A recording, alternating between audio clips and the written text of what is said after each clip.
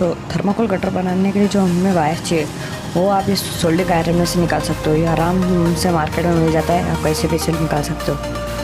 तो जो soldering iron के अंदर से जो निकला है वो वायर ऐसा होता है।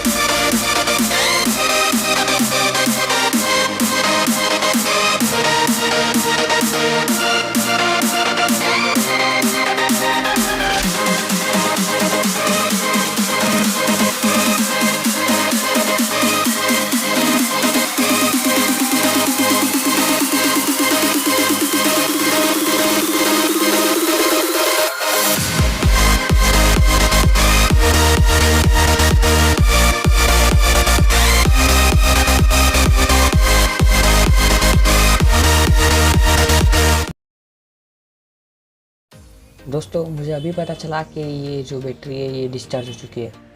ये डिस्चार्ज तो नहीं है मगर कम वोल्टेज बहुत दे रही है, तो जिससे वो तार गर्म नहीं हो रहा, थर्माकोल कट नहीं रहा है। तो फिर मैंने थोड़ा जुगाड़ लगा, मेरे पास अडाप्टर था, तो मैंने अडाप्टर को वायर को इस तरीके से अटैचमेंट किया कि इसको दबाने से चल जाता है। और मुझे अभी पता चला कि ये जो बटन है ये ख़राब हो चुका है, जिसके कारण मुझे वो अटैचमेंट करना पड़ा। अगर बटन ख़राब नहीं होता तो थोड़ा काम और आसान हो जाता। तो किस्मत ही अच्छी अपनी, तो फिर भी कोई बात नहीं, अटैचमेंट तो मिलेगा।